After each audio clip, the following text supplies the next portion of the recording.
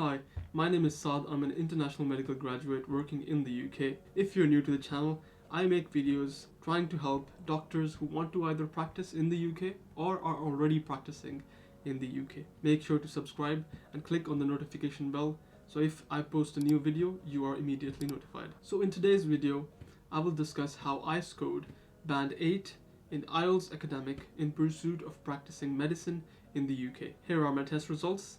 And here is a picture of me, which looks like I'm going to come after you very soon. So I did IELTS Academic in 2018 when I graduated from medical university. At that time, IELTS was considered the test of choice to get GMC registered in the UK. Over the next few years, a test called OAT also gained popularity among test takers trying to get to the UK. So if you haven't yet decided which test you would like to take, I would recommend comparing both tests and choosing the one which you find is more relevant to you.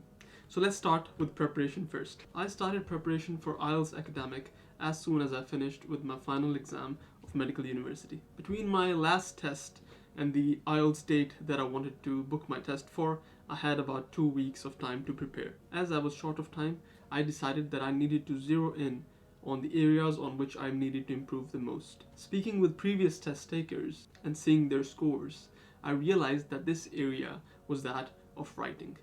So I decided to make writing that domain on which to spend the most time during my preparation. I looked online for study resources because I did not feel comfortable just preparing using the Cambridge IELTS test taking series. And I came across a blog which was run by an ex-IELTS examiner called Simon.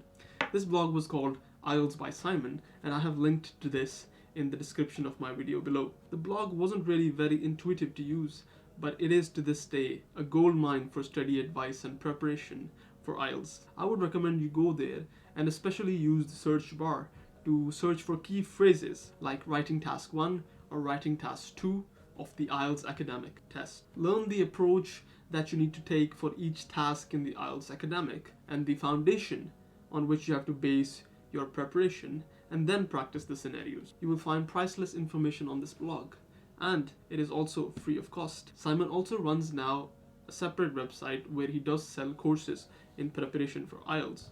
So if you think that that is something you're interested in, you can go ahead and buy those courses instead and prepare using them. I personally used the free blog and still scored very good, alhamdulillah. So that is not necessary for you to buy the course. So now I'm going to talk about what was my study routine like.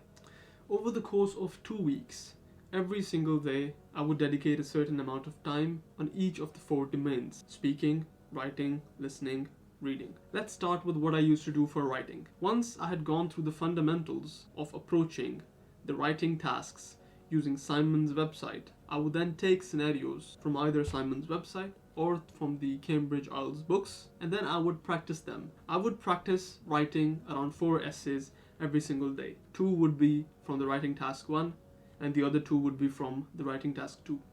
I also had the good fortune of knowing an English teacher from my university. I would get a few of my essays checked by her to see if I was meeting the standards that were required of me from the writing domain. So if you know somebody who's a faculty in English language, see if you can contact them to see if they would be happy to give you some feedback on your writing tasks. Next, I will talk about what I did to practice speaking. For speaking, I would take scenarios from either Simon's website or from Cambridge IELTS test series books, and I would practice them in timed sessions, either with my own family members or with myself using a mirror. Speaking was a domain about which I wasn't really worried a lot, especially because most of my education had been in English, including school and university. Now, coming to listening and reading. For listening and reading, I used to do timed practice, again using Cambridge IELTS test series books, and I used to learn from the feedback provided for their scenarios. That was essentially a summary of how my study routine was set. I will now speak about English preparation outside of the study material that you have been studying. Your lifestyle outside of study and how much immersed you're in the language immensely affects your score, more than you realize. Since I have been reading books from my childhood, I have found the reading section particularly easy to prepare for. Similarly, I've been watching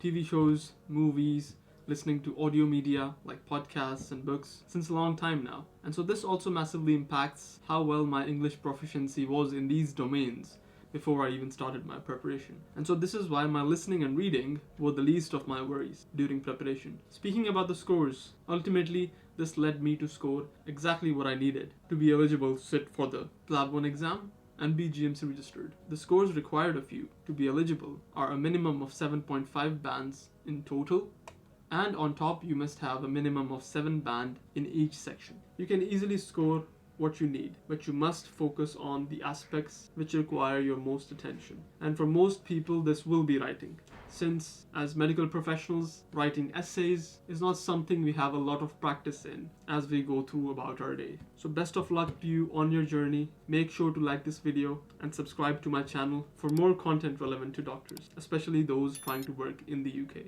And meanwhile, keep fighting on.